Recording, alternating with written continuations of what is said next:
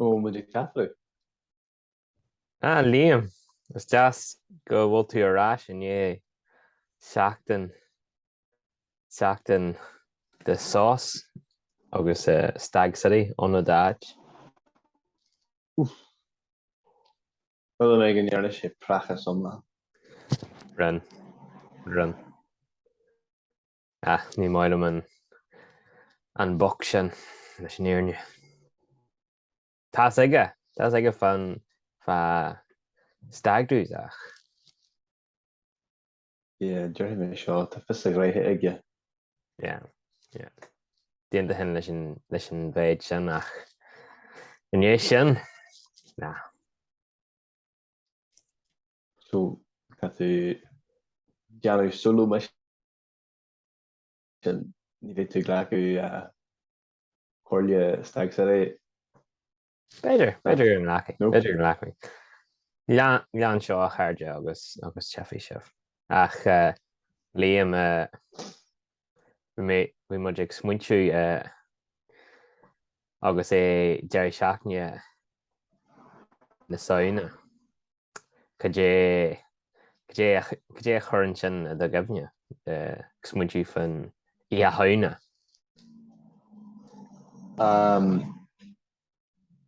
So dúsa rudí chun adhmaid gabhne dúsa. An boileú sin de touch agus na fireworks dus Yeah. That's an ghfuil siad go holt, but fiú just tinidh cráha. Na fireworks níor bhí tú óg an ró fireworks a gcónaí ag de athair ná daine ancol na hod ná. No, ní a gcónaí. Bhí siad a gcónaí ag daine ag an sus go dtí an bán agus in an bán ní bheadh siad aganne go coitianta like bhí amrú me sin ma dhégor stab muid ag bailiú fireworks. Yeah, muid inne fásta. Sus go dtí an pointe sin fer muid chuid fireworks.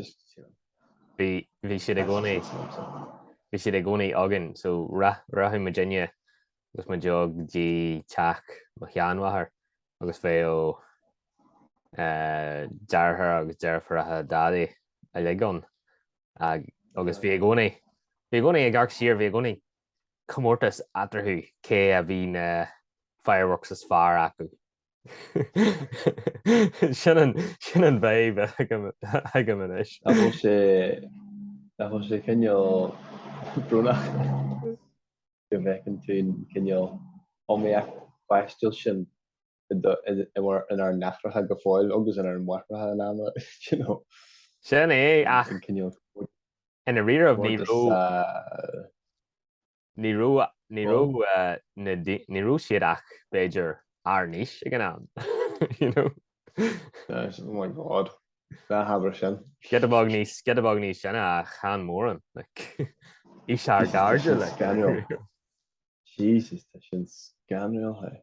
Agus is Kevin am go mé na rockets ag daine teach ná ag gcónaí an ceann a bhí an dúas mógam an Catherine White.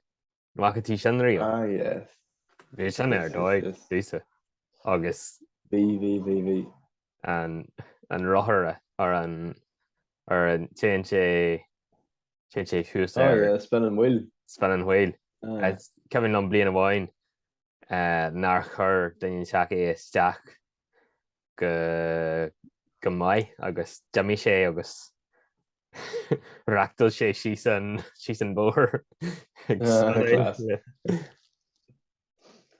Bhí mé ag smuinneoir seo mar níl i haine darná ina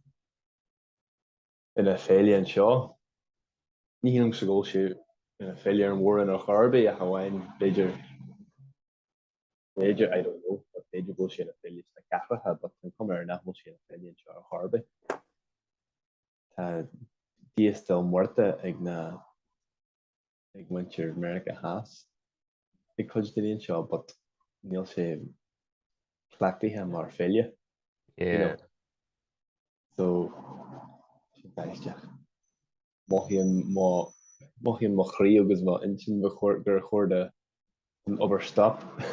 Gur chóirde gatain je bheith for like soccer he síos. And well, couple leún.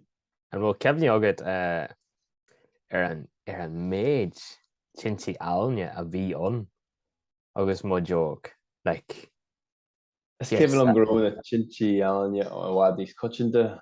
Fásta is Kevin am gro tinní cráha níos coitinta fásta. Begra a gol go tinní cráha de Emma.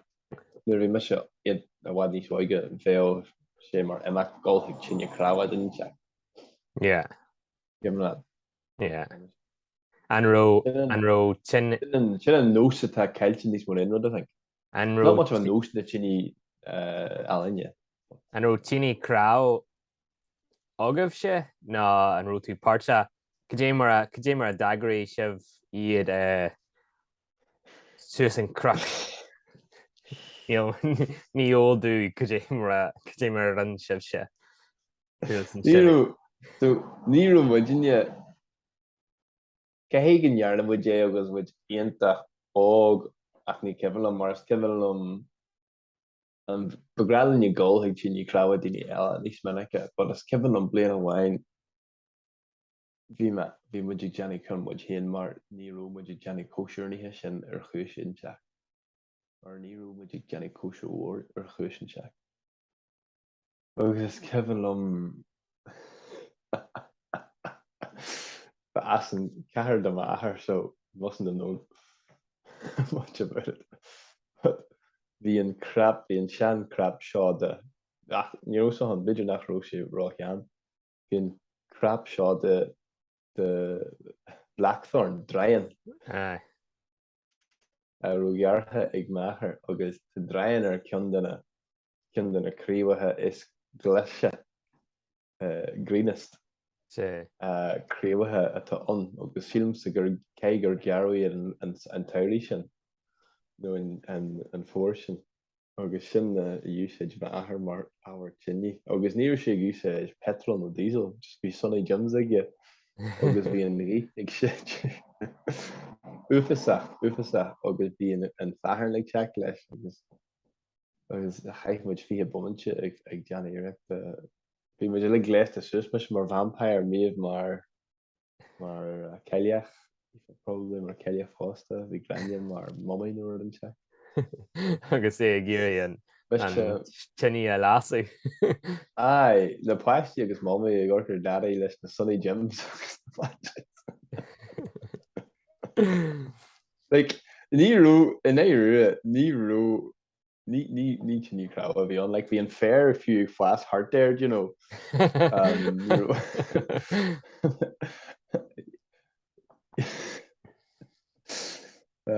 But yeah, so like at least níú iireach deanta cuirte chóirt le níor bhí níú seo, you know, fáilsíthe mar tinní cráha. Kevin tugam sa duine ag deanna tinní cráha mar sin. I must ask if we've ever. So ní ró tasa in your ví tú like day lína díos ó bhí van fór a ré a ggóil hart sna parcanna agus sna caillí ag bailiú adhmaid agus rudaí mar sin. No, we weren't bonfire collectors. No, níú. No. Like as I say, rahad muidirne go couple of bonfire, couple of tinní cráha. Given am I go cion inta mai in an ghaven. Agus bhí an atmosphere gihénta mar Hui sibh go tinní cráha in den ghavan? Aye, tíb míle an ghavan, yeah. Tí ar saoil sin aisteach. Cílam úbhil. Sin mar chuid den drécht bhí tú an éit ceviach. Agus níróna. Haigim seo ar Harvey. Hui sibh go bhil sa bean ag léan. Úbhil. Oh, right. Not úbhil. Tí bheile, níos fuide ríist. Agus an é seo rud a bhí agraí ha ag daine Shamhna. Aye, caras aganne. So bhí teoilech an muidirne cardúla. PK. Paddy Kelly, an omni. Deirlach. So bhí wathair agus má wathair cardio. Agus bhíú Virginia bheith aithneog in ar feisty seach agus bhjog. Anyway, thuimiid ag tinidh crabha seo, the atmosphere is amazing. Given them, bhí gléasta suas, na solse, tíon sós a joch ar ag, an tíon dacha joch ar ag an dú agus oriste, you know. Yeah. Bhí atmospheric. Agus just sebse agus in Méiseáil on. No. Bhí truly éagsúil an, you know, stoithe Scéalta nó cairde dífa.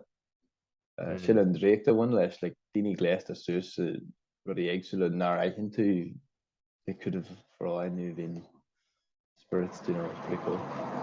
Agus an siúlaid ón car thar na parcanna go dtí an sísna boithrín agus ag an tinidh crabha.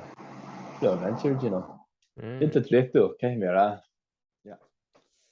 Agus an sin ceann uafasach mór ag na bhharrachs bliain amháin. Is Kevin agam a gcónaí bhí caint ar bhí sé bhí tinidh crabha mór le rá a gcónaí ar croc sa fin. Is Kevin an caint sin go thart gurú na dochirdaí a gcónaí ag bailiú adhmaid don tinidh crabha is mó sa chantar.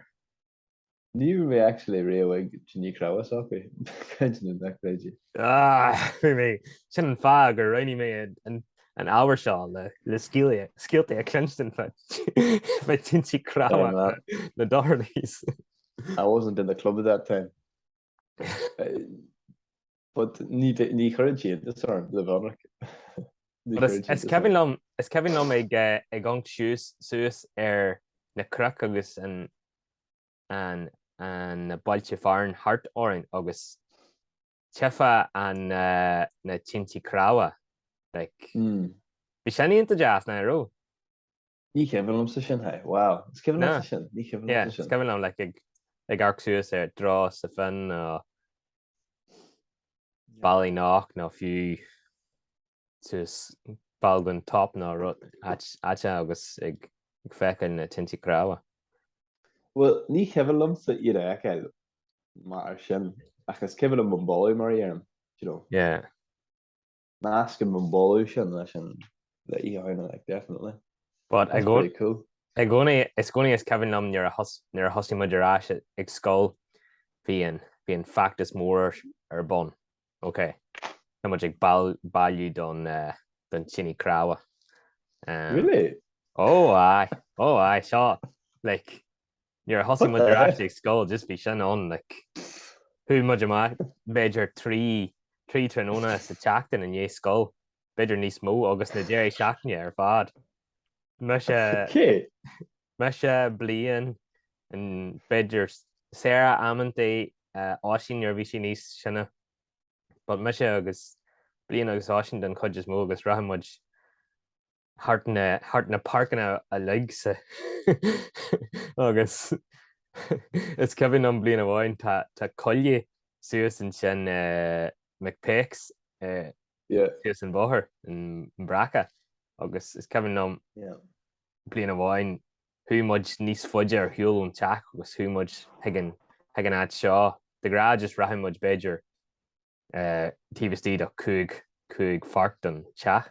Blian amháin thuúmuid is tí an sin agus Tá deocail an creidmhaile go bhíad an méid adhmaid a bhí an agus like you told me plywood or pallets and stuff like that? No, just crán. Seo cold. Sean crán agus rudaí píosa don adhmaid a bhí marú agus rudaí mar sin. Píosa de crán a bhí adhmaid. Oh my God. You're an ecological vandalizer. Oh, Conan. Níor isid muid a rio pallets na rudaí mar sin. Bhí muid a gcónaí ag gáil hart na parcanna agus na coilí ag bailiú na... Bhí tú scriosú ecology na culture. Bhí muid ag coinneáil an culture beálaí. Toxic culture, which doesn't value the balance of the forest. Oh my God, Conan. Agus thuúmuid rahamid amach ón teach agus an an búsá oriste seo thar an golan agus leis an agus an rope, an blue rope agus rahamid má okay, tá go amad a bhaile inis agus is go an gur hosí muid choilí McPakes agus bhí méid sin crunithe agan ar hiú an bhaithir agus bhí muid smitiú cindóid tá muid go seo le harann sin leth míle suas go dtí an teach agus run bhí an smitiú ag bliain go bhfuil sé a bicycle agus é a cheangal an rope ar gá hiú don rothair. Si am gurú na rudaí seo aige ar panne na trexianú. Cheangal sé an rope an sin go dtí an adhmaid agus sé síos an bhar leis an adhmaid. Mud beidir blion éisnar an teag mar sin. What are we talking about here? Well, would you talk about can't you bar the water no? Yeah. Sin and chulsin a tarnach le hach. Yeah. Okay. Jesus. Agus an sin is ceann an cíamh blion gur as blion rá chean lena dheanú agus het sé orm an freagracht seo a go acu agus bhaí mé okay cé mé seo dheanú an mbliana lomíon. The standard bearer of the culture. The standard. Bhaí mé a mahan don cultural stability sa cantar. Oh god. And who didn't reveal generation? Sin gurú áisín rá alsa le chudílam. No, I mean na Rudini Ellis a cantar. And we're lads all Ellis a cantar a yanu. Bhí hart orne bhí tinidh cráha ag gach teile, so suas an bóthir bhí colcáir soganí ag bailiú agus gcónaí bhí cinneal comórtas cé a bheith an ceann is mó ceann is fearr acu. Bhí sin an sprach a bhí agan iad a bhfuilú. Sin gurú tinidh cráha níos coitianta ag an am, but níor som gurú siad chó coitianta ag an am sin. Agus níor som gurú an omiacht sin an. Bhí sé an omiacht an, bhí sé géir an omiacht. Agus páirt eile bhain mé soltas an tinidh cráha ná é a thógáil ar an lá. So bheith an adhmaid ar fad san áit ach an sin beidir ar lá ithe haine rathú muid síos go dtí an tinidh cráha agus le thosacht é a chur le chéile an cinneal pyramid agus an bhain mé soltas. An stíl agah. Bhí stíl an stíl tradition de fáil glún ágainn dar nua. We're going to build it up in the old Falcon style. Big little car. Come on, little Jimmy. agus sa páirt eile an lá ina dhé rathú muid ag an áfrann bhí like holiday an agus níor tháinig muid na bhála a rist. Rathú muid síos go dtí an áit an ró an tinidh cráha agus bhí a gcónaí na embers go fáil beá agus getabog do adhmaid ná gáid an ihe roimh ré agus thosathú muid an tinidh a rist an den dar just glenhíon agus na embers agus. Very cool. Hí mé sin rantin go as. Into jazz. Níor ghlac sibh an tinidh isteach ag an teach?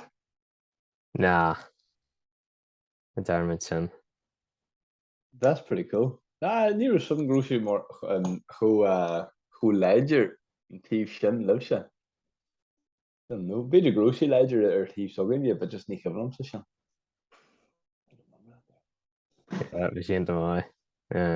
So Aberlum go dé eile Scéalta a dhéantha ar í haine. An ro cluichí an ro bí. Bhí tas go bhíon cíisteán leis an tarigid. Bhí Apple tart a bhí le aigid. Yeah. Agus bhí na thuúil, na cluichí difriúil leis na thuúil. Agus ag deannaí trick or treating dar nói. Nuair bhí muid óg rudaí mar sin just An dearan sibh trick or treating agus sibh Thosaí muid ag deannaí agus muid beidir 7 nó 8 mbliana d'aois. Nuair bhí muid dionanta óg, bhí muid gcónaí gulga imeachta cinne ligean nó dóise nó tinidh cráha nó kosher an seach. Rudaí mar sin. Tinidh cráha nó dóise nó rudaí nó just i gulthaí beidir grúpa gneachí muid ag muintir so gine mé foriste nó an seach mar sin. Rudaí éagsúla. And then thosaí muid ag deannaí trick or treating. But like when you say trick or treating, a gcónaí thuúimid hartfa tithe daoine difriúla. Gléiste suas, but hartfa 7 nó 8 mbliana d'aois, thosaí muid ag deannaí trick or treating. It was more or less the same thing. We started to say this thing called trick or treat. No beidir 9 mbliana d'aois, I can't remember. Agus bhfuil sé lom ag an am, I was like, this is trick or treating? It's the exact same thing as we do anyway. It feels like, more or less what we do anyway, so. And digging too. Ní hána an trick or treating is teach go dtí cantar sogaine go dtí beidir go raibh mé gabhlíonn deagdais. Really, yeah. No, ní airn meise mé híana roimhe. My God, man, we're like from.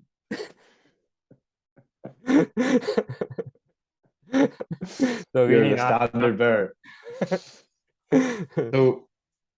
So ní airmid sin agus nuair thosaí na daoine nuair bhí me se beidir ceithre bliain an díos ag deanú trick or treating híl me se gur rodíonnta Americana go bhí ann agus bhí gestion or gunnar na sean dóine ag imirt. Agus an sin lé tú fan dói a rós trick or treat ina sean clactas ar scorbhí. Well, níl sogam an ró sé hart cantar sogaine.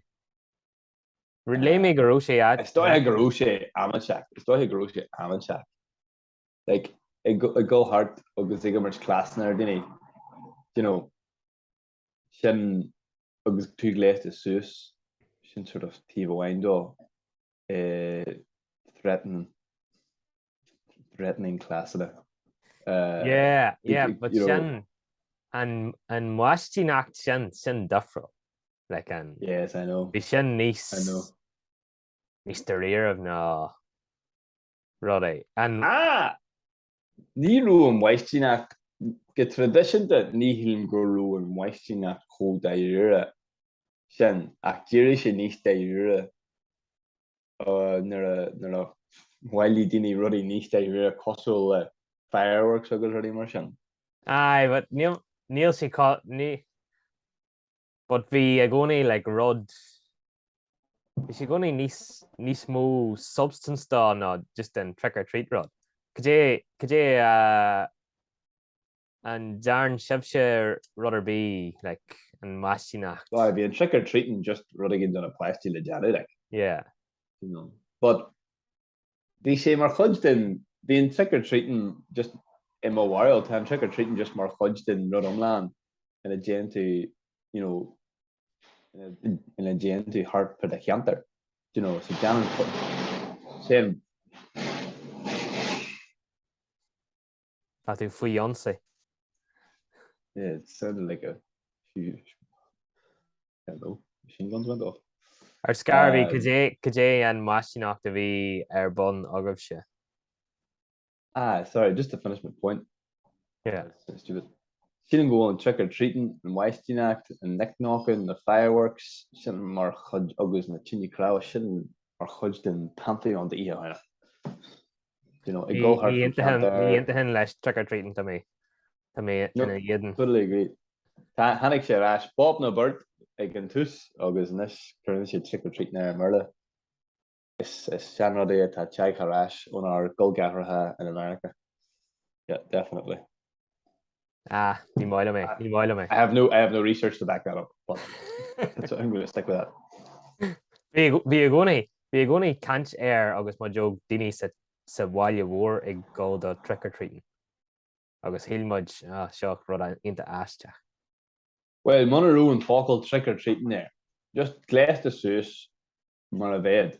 Ag gáil go tinidh crowd difriúil do ag gáil go tithe difriúil agus daoine ag torch bíadit chun na spritz scanriil seo cheanúil hiúil.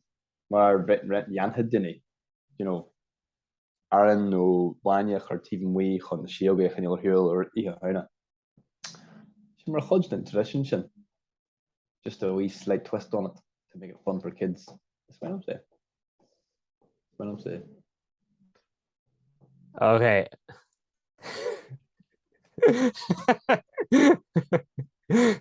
Tá scoilt ar an seo.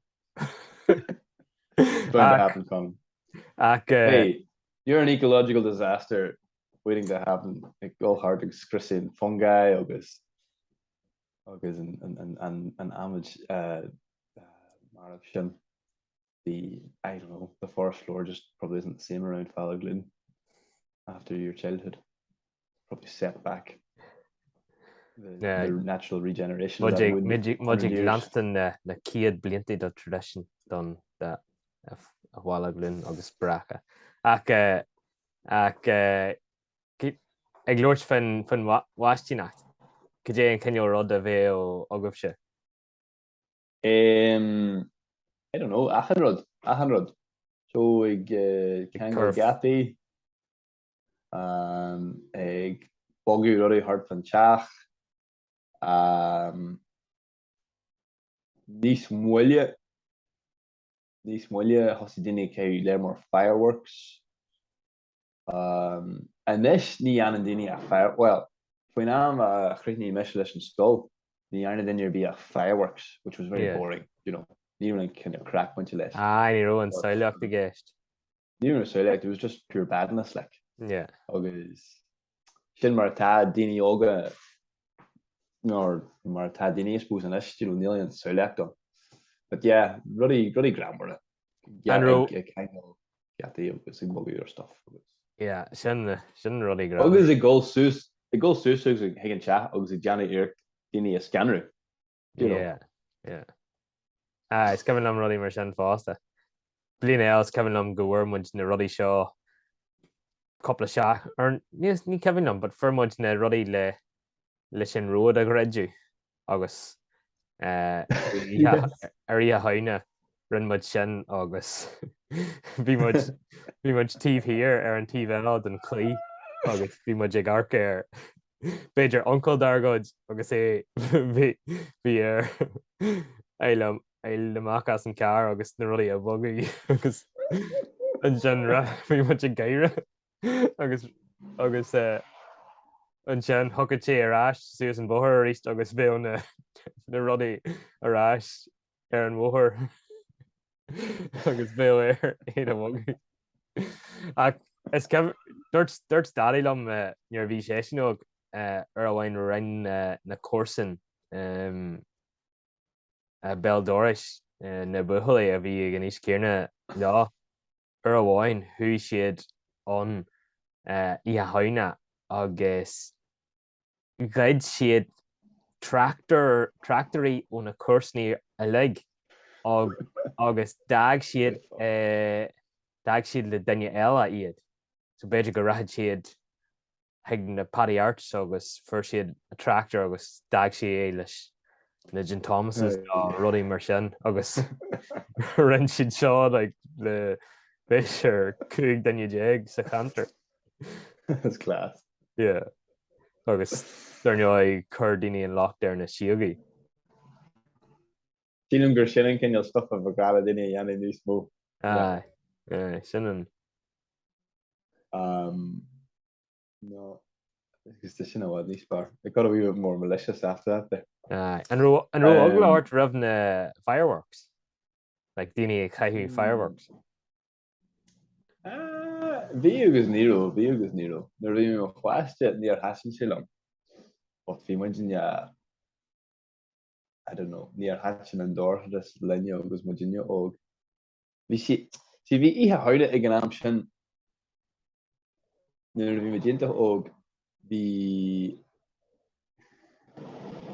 Ní bhhaile an fleiteach le is nuair bhí muidine aonanta óg bhí ihe hauna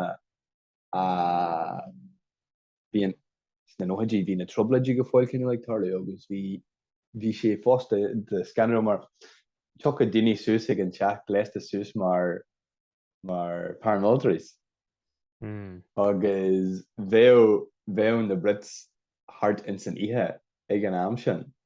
Agus is cibhlumm tháinig coppla lad ón ceantar suas ag an teach a balaclavas agus bang siad an fuinneog. I remember just being absolutely fucking terrified. Agus níor hatin na fireworks in an sin no. But arfa 3 arfa sin hosí muid usage fireworks yes. Agus an tosa a gaiithú. Yes, mar bhí muintear falla agus sí fan go hulk fa hanne sin. Very bad. Water balloons agus fireworks. Yes, water balloons agus fireworks. Oh yes, water balloon and cars. Water balloon and cars. That was a staple. Some piece of crack. Remember in gas shacking? It's coming. You would go through like a season of water balloon. You know, they were like a couple of me on agus gach not a couple of me, but better me omland agus gach anya shas shoes in Cornwall Park. Cahala Hala, but Shan Fark, Charlie the Hala. Listen rock, listen sleep. Shasted when sleep because read she's in park. Fling a dozen water balloons at the cars and sprint back up. But neither had rock asta. Mar we had a geary come and then you able to chase out. Mar be too geary chasing. August and Jarn sheets on more. Sphere Vogan am a hard shin. Could mission a Scéalta shop with Inniu. Dine agus ní bhar muidir chasing real like. We're going to be Scéalta on for a bit of what these are now be like, you know, all these tall tales. Dine always so disappointing. Rubble on scale. But yeah, no August we go running another. Oh, I neck knocking. But glad you neck knocking again. Oh, neck knocking again. August Who would you say Chachar Uncle Irwine August sure like a kid Vlain doing it. Nachrum was just like trick or treating after Romaji Johnny Cudge. Badness. August Bidgrum was Auckland dish, I think no name in a dish. August who would take Chachma Uncle August Wilmot Krieger and Doris August Reek Major Hulna the crowd. And he didn't come out, and somebody went and knocked the second time.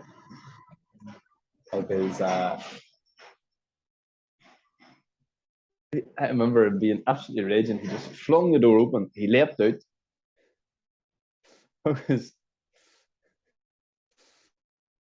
He had something in his hand. I think it was water, and he threw the water in somebody. I don't know who he thought was there.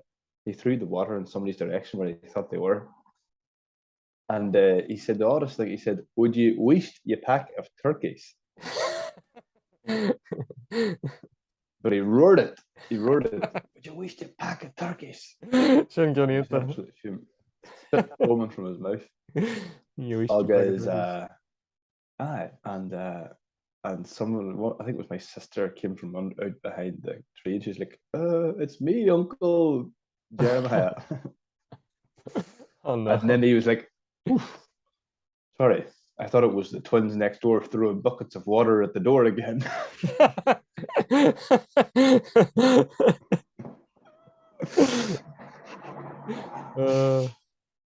I can't tell stories in thick dairy accents.